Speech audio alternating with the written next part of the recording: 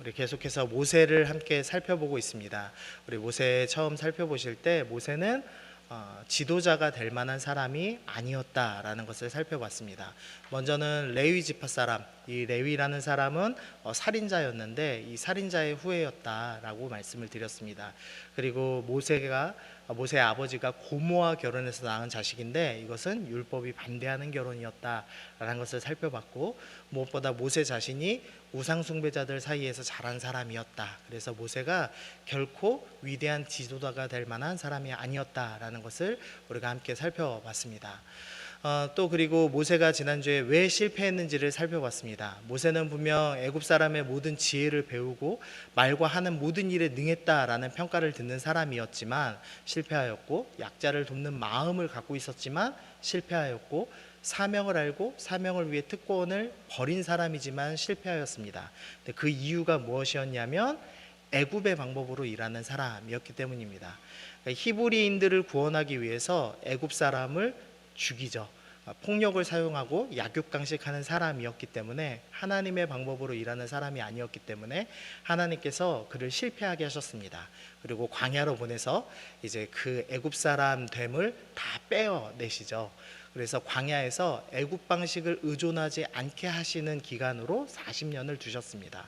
그리고 또 하나, 히브리인들이 이 종교 혼합주의, 그러니까 하나님과 다른 신들을 섞어서 섬기는 경향이 있었습니다. 우리 나중에 살펴보시겠지만 이제 금송아지를 하나님이라고 섬길 것이고, 가나안 땅에 가면은 바알을 또 하나님이라고 섬기는 그런 이제 종교를 혼합해서 섬기는 그런 잘못된 신앙 형태가 있었는데, 모세가 지금 광야에서 이스라엘 사람들과 히브리인들과 분리되어 있었기 때문에 이 종교 혼합주의의 영향을 받지 않고 온전히 하나님을 알아가는 시간이 되었습니다.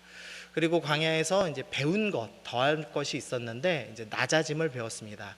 애굽 사람들은 목축을 가증한 것, 가장 천하고 절대 하면 안 되는 직업으로 생각하고 있었는데, 이 애굽의 왕자로 자랐던 모세가 이 목축을 하면서 낮아짐을 배우게 되었습니다. 그리고 단 한 번도 남의 명령을 듣는 것이 아니라 남에게 명령하는 왕자의 직분을 가지고 살았던 모세가 이 장인의 명령을 듣고 순종해야 하는 그 순종의 연습이 시작됐습니다.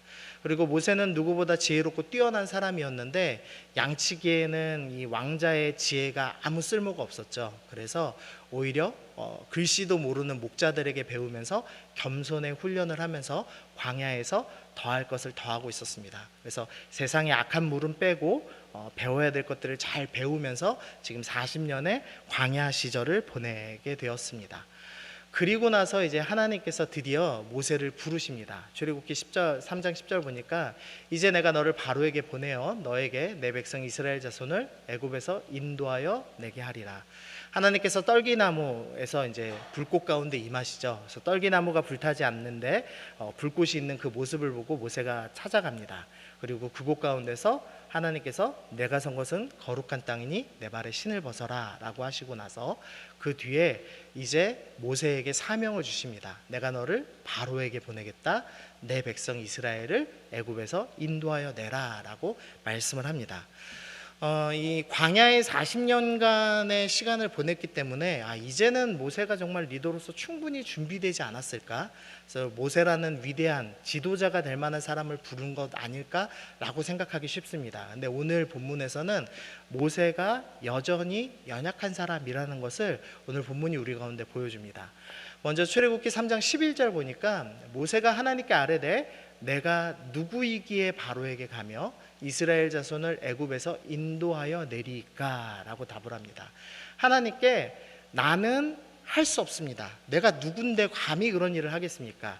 내가 이제는 이집트 말 다 잊어버리고 이집트 사람 아니고 왕자 아니어서 바로에게 나아갈 수 없고, 나는 히브리 사람들이 거절하는 사람이니 이 히브리 사람들 이스라엘 자손 앞에 나아갈 수 없는 사람입니다. 나는 할 수 없는 사람입니다 라면서 자기 비하하는 모습을 보여주고 있습니다. 하나님께서 부르셨는데 나 못합니다. 난 쓸모없는 사람입니다 라면서 자기 비하를 하기 시작했습니다. 그러자 하나님께서 말씀하십니다. 하나님이 이르시되, 이 빨간 글씨만 읽어보겠습니다. 시작. 내가 반드시 너와 함께 있으리라.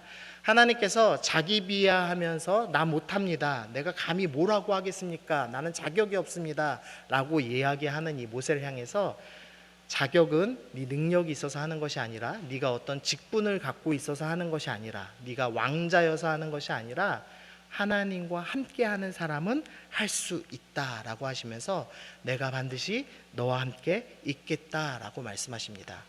우리가 어떻게 하면 하나님의 사람이 될 수 있는가? 내가 자격을 갖추고 있어야 하나님 사람 되는 것이 아니라 하나님이 함께 하시는 사람이 하나님의 사람이다라는 것을 본문이 우리 가운데 알려주고 있습니다. 그리고 나서 뒷부분에 하나님께서 내가 그 백성을 애굽에서 인도하여 낸 후에 너희가 이 산에서 하나님을 섬기겠다라는 약속을 주십니다. 무슨 말이냐면 네가 지금 나를 만난 이 산에서 이스라엘 백성들이 다시 예배할 때가 올 것이다, 그것이 너에게 주는 약속이다 라고 하면서 나는 할 수 없습니다 라고 이야기하는 이 모세를 향하여서 약속을 맺고 계신 것을 봅니다. 근데 이걸 보면 아니 할 수 없다고 하는 사람한테 이 미래에 일어날 일을 약속하시는 게 무슨 소용이 있습니까? 미래에 있을 일을 환상으로 보여주시든지 아니면 기적을 일으키시든지 뭐 확실한 증거를 주시든지 하면 제일 좋을 텐데 왜 굳이 약속을 주실까? 이제 이런 생각하기가 쉽습니다. 제가 예화 하나 들면은요, 제가 그 예수전도단이라는 대학생 때 선교단체에 있었는데 제가 이제 리더가 딱 됐습니다. 리더 됐는데 그때 선배들이 갑자기 뭐 이거 한다 저거 한다 하면서 다 빠져나가더라고요. 그래서 한 6명, 7명 요 정도밖에 안 남았습니다. 한 20명 가까이 예배드리던 공동체가 한 번에 6명으로 줄고, 그리고 주중에 이제 뭐 묵상하거나 기도하는 시간이 있거든요. 그러면은 간사님하고 저하고 단 둘이 나와 앉아 있는 겁니다. 그렇게 6개월을 보냈습니다. 제 마음에 많이 이렇게 낙심이 되더라고요. 이 내가 뭐 하는 짓인가? 선배들도 캠퍼스 버리고 다 떠났는데 내가 여기 리더라고 지켜야 될 이유가 있나 이제 싶은 겁니다. 근데 이제 그래도 기도는 해야 되잖아요, 가기 전에. 그래서 이제 기도를 했습니다. 주님, 내가 도대체 여기 왜 있어야 됩니까? 나 어떻게 해야 됩니까? 기도하는데 이렇게 마음에 이렇게 뭔가 말씀하시는 것 같아요. 근데 무슨 말씀하시는 것 같냐면 내가 반드시 부응하는 거 보게 해줄 테니까 붙어 있어라, 이제 이런 마음을 주시더라고요. 그래서 제가 그때부터 이 절망된 상황 볼 때마다 무슨 생각이 드냐면 그래도 하나님 말씀하셨는데 내가 보고 가야지 이제 싶은 마음이 드는 겁니다. 그래서 꾸역꾸역 한 자릿수 있는 이 공동체에 끝까지 남아서 버텼습니다. 그러니까 어려운 일 있을 때마다 하나님의 약속을 붙잡고 소망하기 시작한 거죠. 그리고 하나님께서 약속하신 대로 다시 공동체가 회복되는 거. 그래서 한 자리 숫자의 공동체가 30명 가까이 되는 걸 보고 제가 졸업했습니다. 하나님께서 약속을 주신 게 무슨 의미가 있냐라고 하지만 정말 소망이 없고 나는 할 수 없다고 생각할 때 하나님이 약속 주시면 그게 마음의 소망이 되고 큰 힘이 됩니다. 그래서 하나님께서 모세에게 너 혼자 지금은 하나님 앞에 있지만 이제 이후에는 모든 백성이 함께 나를 예배하게 될 것이니 이 말씀 붙잡고 소망해라 라는 말씀을 허락해 주신 겁니다. 이 정도를 들으면 이제 믿음의 사람이라면 하나님을 직접 대면했고, 그다음에 하나님이 함께 하신다 약속하시고, 그리고 큰 일을 행하신다라는 또 소망의 말씀까지 주셨으니까 이제 믿고 따라가면 되는데 모세가 또 믿음 없음의 이야기를 합니다. 13절 말씀입니다. 모세가 하나님께 아뢰되 내가 이스라엘 자손에게 가서 이르기를 너희의 조상 하나님이 나를 너희에게 보내셨다 하면 그들이 내게 묻기를 그의 이름이 무엇이냐 하리니 내가 무엇이라고 그들에게 말하리이까. 모세가 하나님께 얘기하는 겁니다. 하나님, 누가 너 보냈냐라고 얘기하면 내가 당신이 누군 줄 알고 그렇게 대답합니까? 라고 물어보는 겁니다. 먼저는 염려가 들었습니다. 사람들이 자꾸 물어보면 어떡하죠? 사람들이 자꾸 의심하면 어떡하죠? 나는 못하는 사람인데 어떡하죠? 이렇게 염려의 마음이 들었습니다. 거기다가 또 하나가 있는데 나는 하나님 잘 모릅니다. 나는 당신 이름도 모릅니다 라고까지 얘기하면서 나는 못하겠습니다 라고 이야기하고 있는 겁니다. 우리 안에 염려가, 또 우리 안에 나는 그만큼 할 수 있는 지식이 없어 라는 이 마음이 하나님의 사람으로 서는 일을 막는 모습을 종종 보게 됩니다. 염려가 우리를 묶죠. 근데 하나님께서 자신을 드러내십니다. 14절에서 하나님이 모세에게 이르시되 나는 스스로 있는 자니라 라고 말씀합니다.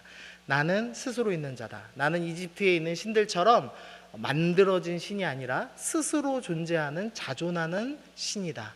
네가 염려하지 말아라 라고 말씀하십니다. 그러면서 15절부터 22절에서 이제 이후에 하나님이 하실 놀라운 일을 설명합니다. 그러면서 내가 아노니 강한 손으로 치기 전에는 애굽 왕이 너희가 가도록 허락하지 아니하다가 내가 손을 들어서 애굽 중에 여러 가지 이적으로 그 나라를 친 후에 그가 너희를 보내리라.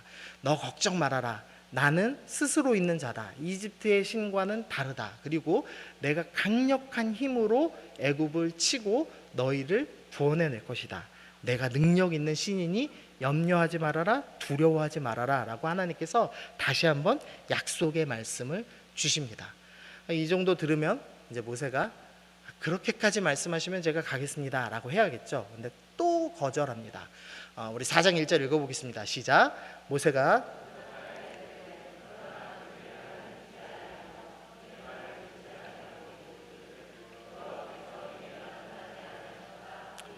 하나님, 근데 문제가 하나 있습니다. 제가 40살 왕자이고 가장 힘이 좋을 때 이 이스라엘 사람들 구원하겠다고 결정했는데 그들이 왕자일 때도 내 말을 안 믿었습니다. 그런데 이제 와서 그들이 나를 믿겠습니까?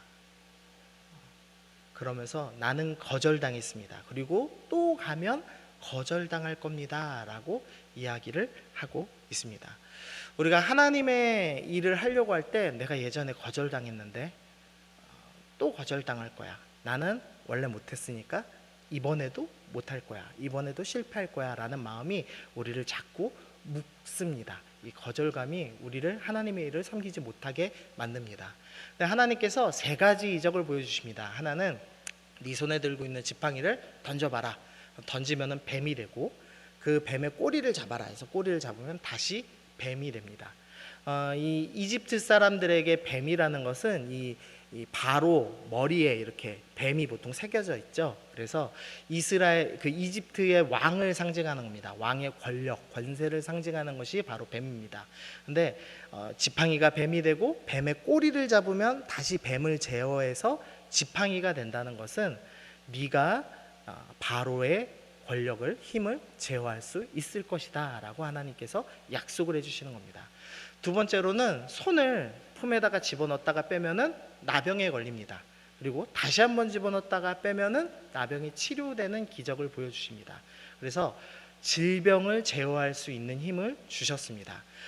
우리가 따질 때는 이 지팡이가 뱀이 된 게 더 신기한 기적이죠. 왜냐하면 무생물이 생물이 됐으니까 훨씬 신기하다라고 생각을 합니다.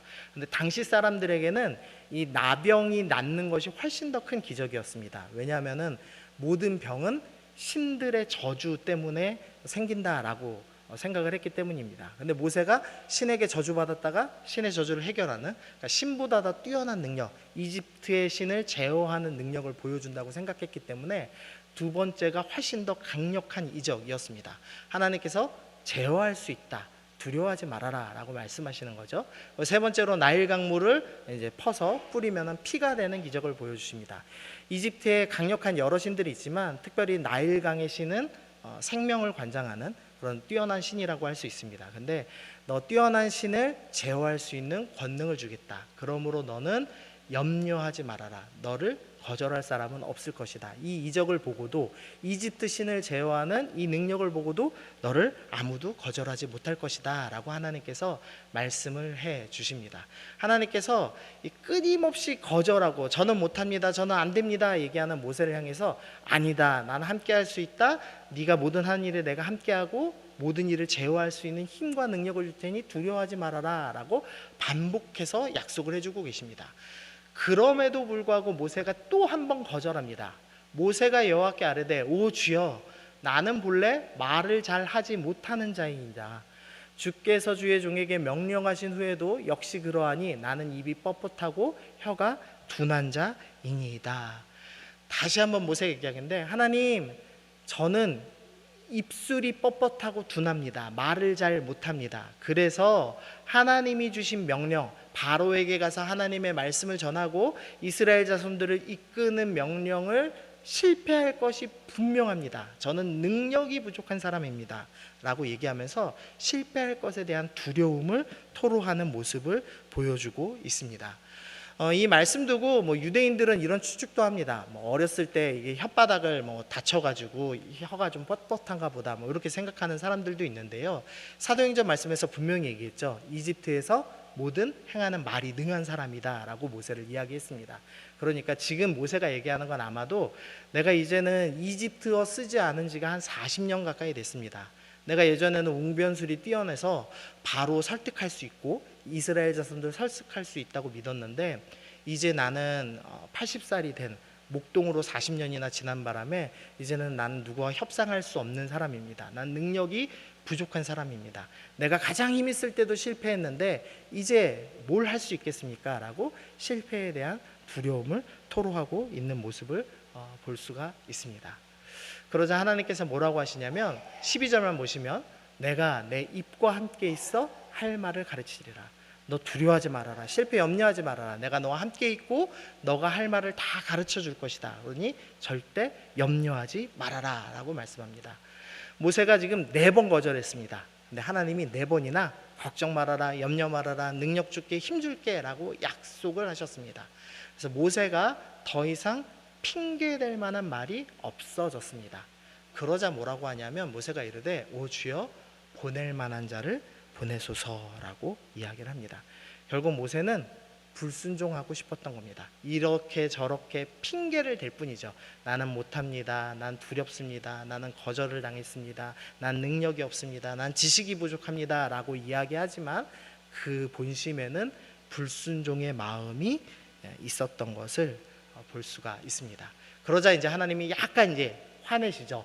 노하여 이르시되 레위 사람 내형 아론이 있지 아니하냐. 그가 말 잘하는 것을 내가 아노라 라고 하면서 이 대언자로 대신 말할 수 있는 사람으로 아론을 붙여주셨습니다. 그러면서 다시 한번 너는 그에게 말하고 그의 입에 할 말을 주라. 내가 내 입과 그의 입에 함께 있어 너희들이 행할 일을 가르치리라. 내가 너랑 함께 있을 것이니 절대 걱정하지 말아라 라고 말씀을 하십니다. 정리를 하면 이렇게 정리할 수 있습니다. 모세는 지금 4가지를 얘기했습니다.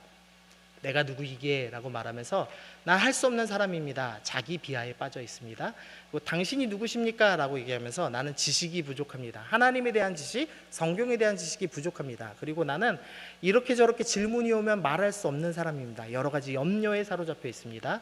그리고 내가 이전에 거절당했는데 이번에도 거절당할 게 분명합니다. 라고 하면서 거절감에 사로잡혀 있습니다. 그리고 능력이 부족합니다. 나는 실패할 것이 분명합니다. 라고 하면서 두려움에 휩싸여 있는 모습을 보여주고 있습니다.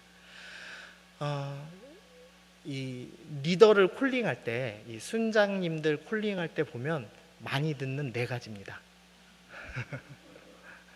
아유, 목사님 제가 아직 준비가 안 돼서요. 아유, 안수 집사님들 계신데 뭐 서리 집사가 뭐 이런 거 많이 하시죠. 그리고 제가 잘할 수 있을까요? 저 못할 것 같은데 저 성경도 하나도 몰라요. 이번에는 성경 입문 들을 테니까 한 번만 봐주세요. 이러고 넘어가시고 제가 지난번 했는데 안 됐어요. 못할 것 같아요. 그리고 다 실패할 것 같아요. 능력이 부족합니다. 제가 말을 못합니다. 라고 이야기하는 경우가 참 많습니다. 모세가 했던 핑계거리가 전부 우리가 하나님 일 못합니다. 라고 얘기하는 핑계거리입니다. 맞죠? 예, 이게 우리가 하고 있는 핑계거리입니다. 그런데 주님께서 이렇게 말씀하십니다. 우리 다시 한번 읽어보겠습니다. 시작. 하나님이 이르시되 내가 반드시 너와 함께 있으리라. 아멘. 우리 다시 한번 반복하겠습니다. 시작. 하나님이 이르시되 아멘. 예, 하나님께서 여러분과 함께 계시다면 여러분이 지식이 부족하더라도, 여러분이 능력이 부족하더라도, 여러분이 이전에 실패했더라도, 여러분이 염려에 휩싸여 있더라도 여러분은 하실 수 있는 분입니다. 하나님이 함께 하시면 하실 수 있습니다. 다시 앞에 말씀을 좀 돌아가 보시죠. 하나님이 이 떨기나무, 불타는 떨기나무를 보여주시고선 이 모세를 부르셨습니다. 그리고선 하나님이 이르시되 이리로 가까이 오지 말라. 내가 선 곳은 거룩한 땅이니 내 발에서 신을 벗으라 라고 말씀합니다. 여기서 신을 벗으라라는 말씀을 두고 이제 학자들이 여러 가지 해석을 합니다. 신은 가죽으로 만들어졌는데 이 동물을 죽여 만든 거기 때문에 부정한 거라서 벗게 하신 것이다. 아니면 왕 앞에서는 신을 벗는 게 당시의 풍습이었기 때문에 하나님께서 신을 벗기신 것이다. 이런 식의 추측을 합니다. 제가 가장 좋아하는 해석은 이건데요. 주인이 손님을 자기 집에 초대했을 때 신발을 벗게 한다입니다. 지금 이 땅이 거룩해진 이유는 하나님이 임재하셨기 때문입니다. 모세를 하나님 앞으로 불러오신 거죠. 그래서 신을 벗게 하시는 겁니다. 자격 없는 모세, 여전히 불평하고 원망하고 못합니다라고 얘기하는 이 자격 없는 모세를 하나님의 거룩한 땅으로 초대하신 겁니다. 너 나의 손님이니까 신발을 벗어라. 그리고 너 나랑 편하게 한번 얘기해보자. 모세가 계속 따지고 하나님은 그래도 난 너랑 함께 해줄 거야. 그래도 너는 함께 해줄 거야. 너 걱정 말아라. 염려하지 말아라. 놀라지 말아라. 약속하시는 사랑의 하나님의 모습이 보이고 있는 겁니다. 3절 1절에 보니까 이 장소가 하나님의 산 호렙에서 일어났다라고 이야기합니다. 그리고 떨기나무가 불타면서 이 일이 시작되죠. 근데 이 호렙이라는 지명 이름의 뜻이 뭐냐면 황량한 곳, 불모지라는 뜻입니다. 쓸모없는 땅이다 이겁니다. 그리고 떨기나무는 보잘것없는 것을 의미할 때 사용되는 것이 보통 떨기나무라는 이 단어였습니다. 근데 이렇게 바뀌죠. 호렙산, 불모지 황량한 곳이 하나님께서 임재하시고 함께 하시니까 거룩한 땅으로 바뀝니다. 떨기나무는 보잘것없고 쓸모가 없습니다. 아무 쓸모가 없는데 하나님이 임재하시면 하나님의 임재를 드러내는 통로로 사용되게 됩니다. 이 땅에서 아무 쓸모없는 것이었지만 하나님이 임재하시고 하나님이 함께 하시면 그것은 쓸모 있는 것이 된다라는 것을 하나님께서 미리 그림 언어로 보여주시는 겁니다. 그러면서 모세에게 너 쓸모없는 거 맞다. 내가 너 애굽의 왕자일 때도 쓸모없었다. 그리고 지금 40년이나 목자한 너 여전히 쓸모없다. 그러나 내가 너와 함께 한다면 너는 할 수 있다 라고 하나님이 말씀을 해 주시는 겁니다. 그래서 모세가 애국 왕자일 때도 목자인 지금도 하나님이 쓰실 만한 사람이 아니다. 그러나 하나님은 모세를 초대하시고 하나님의 사람으로 사용하신다. 이렇게 정리를 해봤습니다. 그리고 마지막 말씀입니다. 우리 읽어보겠습니다. 시작.